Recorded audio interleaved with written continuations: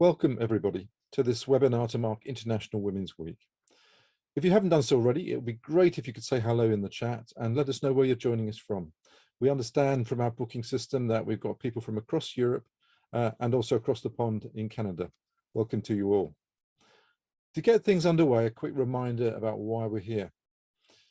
Now, in the UK, we've had about 50 years worth of legislation now, training on unconscious bias, loads of reviews, gender reporting and targets to try to tackle the issue of gender inequality at work. And we've seen some improvements. But in 2021, it's probably true in most of the countries represented on this webinar and across the world, that female representation at senior levels is still way behind what it needs to be. And career progression still doesn't feel like a level playing field for many women. So today we ask the question, do we need fresh approaches to make further progress on gender equality? So my name is Adrian Locke and I'm the founding director of the Deeper Leaders Collective. We're a group of leadership consultants, OD consultants and executive coaches who all share a passion to develop the leadership we need in organizations and communities for a kinder, fairer and more sustainable world. And I'm delighted to introduce my co-host, Kathy Kaur, another member of the Deeper Leaders Collective. She's busy letting people in at the moment and we'll be introducing our second speaker, Sue, a little bit later, as well as helping to field your questions. And our panel members today, we're delighted to have Avivah Wittenberg-Cox, CEO of global consulting firm 21st, and Dr. Sue Congram, co-founder of the EB Centre, who will be together disrupting our thinking and helping us to explore some fresh approaches to achieving better gender balance. Now, our agenda for this next hour is a packed one. We will be recording the webinar, by the way, and the recording will be available for a few weeks on the Deeper Leaders YouTube channel. And we'll send you a note when that's ready to view. First of all, Avivah will be challenging us to take the issue off women's shoulders and onto leaders' agendas. Sue will then be helping us to reimagine balance in leadership, drawing on her research. Each will be speaking for about 15 to 20 minutes, after which Kathy will be facilitating some of the questions you may have and bringing those to our presenters. So do post into chat any questions you may have as the presentations progress, either about what they are saying or something else that's been sparked for you from the presentations about gender balance in organizations. Now, I'll formally draw things to a close on the hour mark and we'll stop the recording then. Let me just give a big welcome to Sue Congram, who I've known for a number of years. Absolutely delighted that you're able to be with us today to talk about your work, Sue. Sue's done a huge amount of inspiring work around a whole load of different fields, but one of the things that I know she's been hugely involved and passionate about is developing a business with two other women who've developed a unique offering that has shown time after time how powerful and effective that can be as an approach in working with leaders. So I know they're now working as well with practitioners to learn to use their concepts and tools and help them work at depth on balance in leadership. So Sue's got some great stuff to tell us, and I'm going to hand over to you, Sue, to tell us all about it. Thank you, Kathy. I'll just pull up my screen here and see where we can go with this. Thank you, Avivah, for bringing in what you were talking about, because I think there's lots of things today here that I can respond to from, move on from what you were presenting here. So thank you, Kathy. Thank you, Adrian, for running this event. Thank you for inviting me, because I'm always excited about talking about the work that myself and my colleagues Rosie Mays and Mary Busselbrook are doing. And I just want to say a little bit of background here before I go into my presentation fully, is that everything I talk about today is based on my own PhD research, which I completed back in 2013, and I set into that looking at leadership. It wasn't a gender-based piece of research. I was interested in leadership. I'm interested in looking at the deeper layers of leadership. Really, we're talking about the cultural, social, and I'll come on to it in a bit, what we would call the archetypal layers of leadership, and how leadership manifests itself, how it shows up, and how can we understand those deeper layers and do something that will make a difference to our lives by understanding what's at the roots of how we behave. And out of that, the data was amazing. It showed up things that I wasn't expecting, which this talk is about, really. And what I did at that time, I realized, I thought, I can't do this on my own. I need to pull other people into this. And the story goes that Rosie and Mary and myself have been working since that time, developing these ideas into a robust approach that we take today, that is making a difference in a different way. We're adding to this big wave that's going on at a level that we are very happy with, and so are our clients, because of the difference it's making. So what is it we're talking about here? We're talking, what I'm going to talk about is really bringing in a question around what is balance? What are we talking about when we're talking about balance? I'm going to bring in a language of balance, and we're going to look at this in terms of what we're living as a balance approach. And looking at the whole thing as something that is a journey as opposed to a destination. We're in the middle of a journey, all of us right now. And we don't know how this journey is going to unfold. We just hope it unfolds in a way that we're all aspiring towards. But let's have a look at this idea of choose to challenge. We might think of it in terms of what we do and how we go out there and how we address the world that we're in, and what we can do to make a difference. But I want to bring the idea in here about challenging the world by who we are, disrupting expectations by being yourself, challenging mindsets and assumptions about how you should be, and being who you can be and who you truly are. And Jacinda Ardern actually has a lovely quote here that pulls this one together. She says, one of the criticisms I've faced over years is that I'm not aggressive enough, or maybe somehow because I am empathetic, I'm weak. I totally rebel against that. I refuse to believe that you cannot be both compassionate and strong. So here we have a lovely example of somebody who is being herself and challenging assumptions around her by being who she is and not being swayed away from that. So hold that thought as we continue through this this presentation. The way we think about this and the way we work is with this idea of a tree. And on the surface of our everyday world, we meet each other and we see each other and we exchange with each other. And that's a world we know and understand well. But in this world, we've got, in our cultural world, in the human world, as well as the tree world, we have this process, this organic process that feeds into the roots all the time, and the roots then feed the tree. So when the roots are healthy, the tree is healthy. When our roots are healthy, when our inner world is healthy, we actually can go out and interact and engage in the context of what we're talking about today, in leadership in a healthy way. So what we've got here is at the surface, we've got what's visible, what we see, what we hear, how we live leadership. What we've got underneath the surface are how we shape ourselves, our emotions, our beliefs, our attitudes, perspectives, knowledge, experience, assumptions. All of these things shape what comes through how we behave. But we have taken this thinking another level. We've taken it in depth. We've taken it to a social and cultural layer. We talk about cultural beliefs and attitudes. We talk about social conditioning, the deep assumptions, and what we call the archetypal nature, the archetypal patterns, what would be typically human. And what we mean by that, and this is where we go global here, is that there are patterns, there are human patterns that people all over the world are influenced by.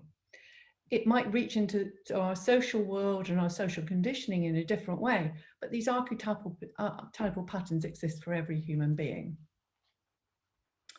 So when we are looking at archetypal patterns, this is where my research comes in. What was showing up in my research, I wanted to find a way of being able to find a language for it. And I found a language in the language of archetypal layers through what we would call masculine and feminine. This is not male and female. It's masculinized and feminized. It's masculine and feminine. And I think it can explain some of the things that Avivah was referring to earlier on, is that masculinized world is where leadership has come from. And it's been shaped by a social and cultural infusion. It's deep in the layers of our human patterns, if you like. And it's arrived at this time, have a think about it at this time, in a way that people have shaped the way they think about leadership. They adapt their personal identity when they go into leadership towards how they think it should be. And leadership identity has become highly masculinized. And there is an enormous amount of research that has gone into this that explains that real masculinized, stereotyping edge, and I will bring in here out of balance leadership way of thinking. And what we have done is looked at qualities of leadership, looked underneath the surface. And in my research, I discovered that the masculinized qualities, as I've listed some here, just listed a few of each here, just to give you an idea of what we're talking about. They seem, the masculinized qualities seem to overshadow feminized qualities that existed but weren't valued, didn't have a place to live, didn't have a worth, weren't appreciated in the same way as these masculinized values, and yet they were there. So what have we done with this? We've looked at the dynamics of masculinized and feminized qualities and realize that actually they're very situational. There may be core qualities that we all bring to a situation, but balance requires us to understand the situation that we're in as well. So hold that thought as I'm going through the next piece, and I'll come back to that. What we developed from this were a set of cards, masculinized cards and feminized cards. And we started working with leaders to begin to help them see and help them evaluate situations they're in and what they bring to those situations. And we used a discovery-based learning approach. So it wasn't a tell and learn, it was an exploratory process. We used deep dialogue and inquiry as a way of being able to understand what we're talking about, and we use a reflective practice. This is a really important part of the process, because what we're enabling leaders to do is to learn in a different way. And that means that they're able to learn and pay attention to situations a lot more clearly, rather than make assumptions and rather than take them for granted. In this process of working with the qualities of practice is what we call these cards. What we've discovered is that the people that we're working with are able to identify how they're working at the moment. And actually, if they look at those situations in a different way, they could bring in a more balanced way of thinking. And what I mean by balance is that we're not all masculinized and we're not all feminized. It doesn't mean equal numbers, but we can actually assess those situations in a way that can bring a greater balance of practice into those situations. And that in itself brings greater inclusivity. Because we're appreciating a much more broader range of practices. We're no longer skewed towards highly masculinized ways of working. We're bringing in a much greater range of feminized qualities. And this is men and women alike. Now, I have to say here that we have done a lot of work with women. We've done a lot of work with men-only groups. We've done a lot of work with mixed groups. We've done a lot of work with teams and whole systems using this same approach. And the pattern is pretty much the same all the way. They're recognizing the highly masculinized world they're living in, and they are wanting a lot more feminized qualities to bring in, and curious as to how to do that. And we are there enabling them to be able to do that. Not only that, is we're encouraging them to have the deeper conversations with each other that we suggest will really make a difference. So, for example, we've done a lot of the work that we've done with women. We brought in reciprocal mentoring, not just mentoring, reciprocal mentoring. And we work with the reciprocal mentors to also understand this way of working. And we encourage them to engage in really, really rich conversations, such as women asking men what it's like in a senior male position for them, and then men asking the women what's it like for you in your role. So we get into those deeper dialogues and they get deepened. And so we encourage people to be able to do that. And the quality of practice are a safe and useful vehicle to be able to get there. So it becomes a living experience. It becomes a lived experience in the way people work. It also is, it's not a seesaw kind of dynamic that we're talking about here. It's a more collective, multifaceted process that we're working with. So there are several qualities going on at any given time, in any given situation, and they impact and they affect each other. That's for the individual, let alone what's going on between people in the room. And we help people appreciate that and to be able to work on that basis, that this is a dynamic process and it's not an either or process. So let's go back to this statement from Jacinda Ardern. I want to go back to that last line here. She says, I refuse to believe that you cannot be both compassionate and strong. What she is absolutely bringing in there and beautifully states is the feminized compassionate and the masculinized strong in that process. So as a way of being able to bring this to closure, there are many things that we could talk about today that would bring many layers into the research, into the concepts I brought here. But I'd like to offer you something to go away with, to consider on your journey of balance. And you might ask yourself, if on my journey of balance, I would choose to challenge myself by being, and how would you complete that sentence for yourself? And secondly, when am I out of balance? Have a look at when you're out of balance and ask yourself what's going on there. And finally, if you like to write these down, I'll go on to the next slide in a minute and bring those qualities back in. Choose two qualities. You might choose a quality from or the masculinized or the feminized or one from each, but choose two qualities to go away with. And you might write a paragraph. You might say to yourself, two qualities that will help me stay balanced. So I'm just going to move on to that slide now and have a look at these. So on the masculinized side, we've got directive, logical, independent, analytical, focused and structured. On the feminized, collaborative, relational, perceptive, adaptable, reflective and compassionate. There are many, many more of these, but even looking at 6 from each, I invite you to choose 2 and go away and take some time to reflect on those for yourself.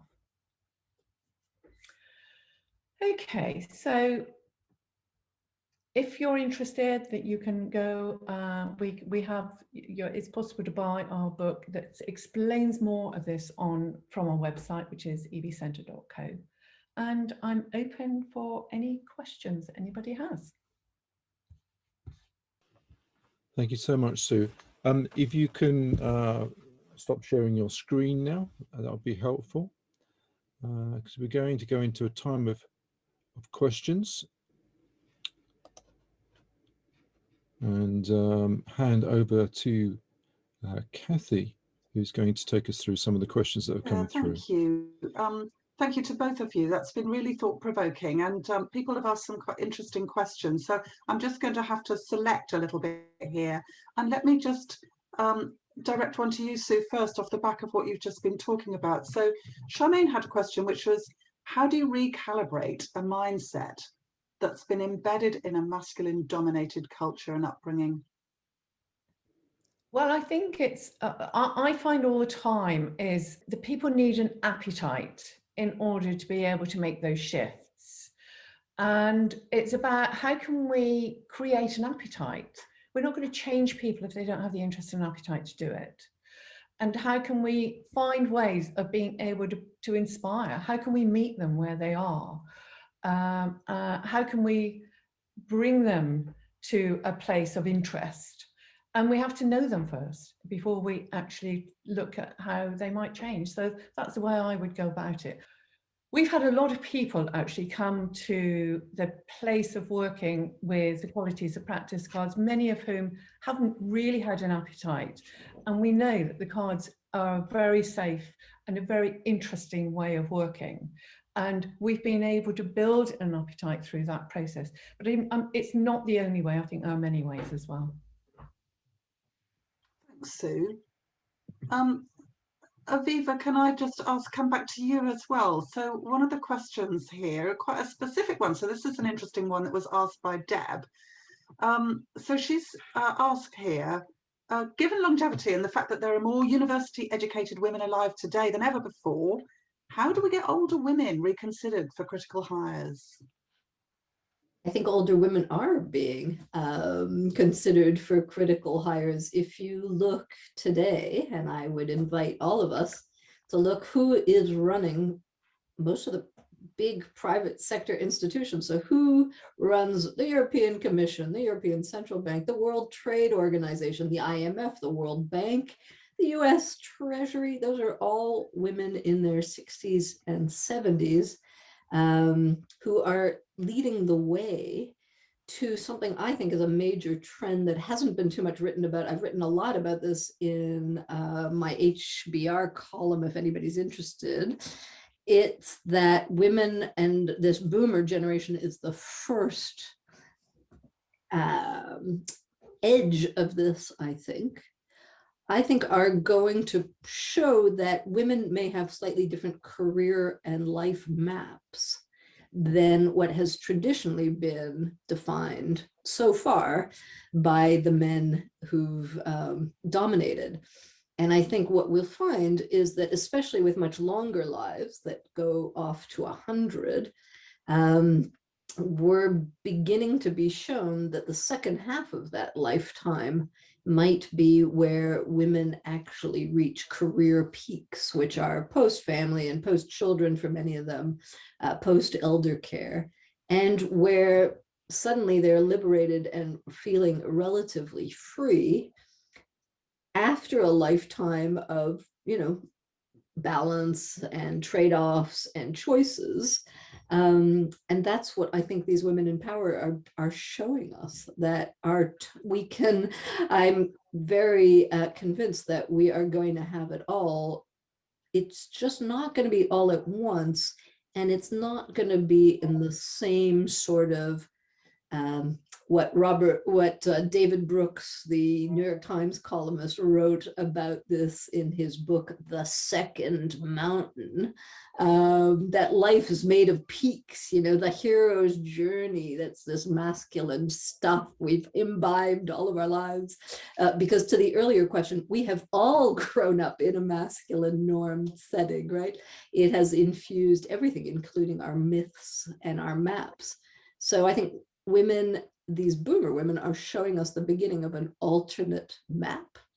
And I'm very optimistic that the generations coming up are going to define life in multiple phases, and liberate us from this really narrow band of where you're supposed to reach success in whatever way it was defined. Thank you, Avivah.